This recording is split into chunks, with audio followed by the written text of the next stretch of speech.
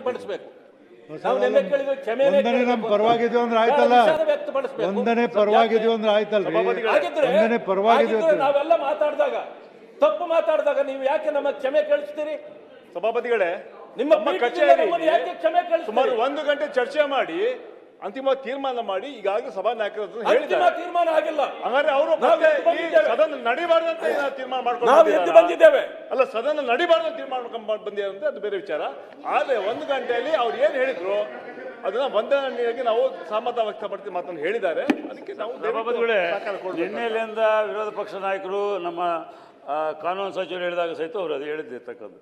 ಪರವಾಗಿದ್ದೀರಾ ವಿರೋಧವಾಗಿದ್ದರೆ ಯಾವುದೋ ಡಿಸೈಡ್ ಆಗಬೇಕು. ಅದಕ್ಕೆ ಈಗ ಶ್ರೀಮಾನ್ ತಾವು ಬಂದುಬಿಟ್ರೆ ಭೋಜೇಗೌಡ ಸಮ್ಮುಖದಲ್ಲಿ ಸಭಾಪತಿಗಳು ಉಪಸಭಾಪತಿಗಳು ನಾನು ಚೀಫ್ ವಿಪ್ ಹೋದಾಗ ಬಂದಿರುವಂಥ ವಿಷಯ ಅವ್ರು ಪ್ರಸ್ತಾವನೆ ಮಾಡ್ತಾರೆ.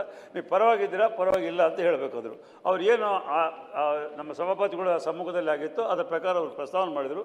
ಅದರ ಬಗ್ಗೆ ನಾವು ಸಮ್ಮತಿ ಇದೆ ಅಂತ ಮಾತ್ರ ನಾವು ಹೇಳಿದ್ವಿ. ಇದು ನಿನ್ನೆಲ್ಲಿಂದ ತಾವು ಮಾತಾಡ್ತಾ ಇದ್ದೀರಿ.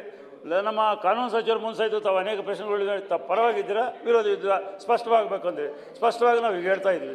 ಮಾನ್ಯ ಸಭಾಪತಿಗಳೇ, ನನ್ನ ಪ್ರಶ್ನೆ ಬಹಳ ಸ್ಪಷ್ಟವಾಗಿದೆ. ನಿಂದನೆ ಅಥವಾ ವಂದನೆ? ಕೇಳಿ, ಎರಡು ಒಟ್ಟಿಗೆ ಹೋಗ್ಲಿಕ್ಕೆ ಸಾಧ್ಯ ಇಲ್ಲ.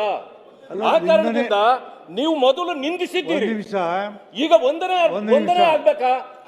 ನಾವು ನಿಮ್ ಜೊತೆಯಲ್ಲಿದ್ದೇವೆ. ವಂದನೆ ಮಾಡ್ಬೇಕಾ? ನಾವು ನಿಮ್ ಜೊತೆಯಲ್ಲಿದ್ದೇವೆ. ಆದ್ರೆ ನಿಂದನೆ ಮಾಡಿದ್ರಲ್ಲ, ಅದಕ್ಕೇನ್ ಮಾಡ್ಬೇಕು? ಒಂದ್ ನಿಮಿಷ ಅದಕ್ಕೇನ್ ಮಾಡ್ಬೇಕು? ನಿಂದನೆ ಮಾಡಿದ್ದಕ್ಕೆ ಅವರು ವಂದನೆ ಅಂದಾಗ ನಿಂದನೆ ಆಟೋಮೆಟಿಕ್ ಹೋಗ್ಬಿಡ್ತಾರೆ. ಹೋಗೋದಿಲ್ಲ. ಇದು ಹೆಂಗಿದೆ ಅಂತಂದ್ರೆ, ಕದ್ದು ಮಾಲು ವಾಪಸ್ ಕೊಟ್ರೆ ಸಮಯ ಇಲ್ಲ, ಕದ್ದು ಮಾಲು ವಾಪಸ್ ಕೊಟ್ರೆ ಕಳ್ತನೇ ಆಗಿಲ್ಲ ಅಂತ. ಸರಿ ಇದೆಯಾ ಇದು? ಈ ಸರ್ಕಾರದ ಕದ್ದು ಮಾಲು ವಾಪಸ್ ಕೊಟ್ರೆ ಸಭಾಪತಿಗಳೇ ಕಳ್ತನೇ ಆಗಿಲ್ಲ. ಸರಿ ಇದೆಯಾ? ಈ ನೀತಿಯ ಇದು?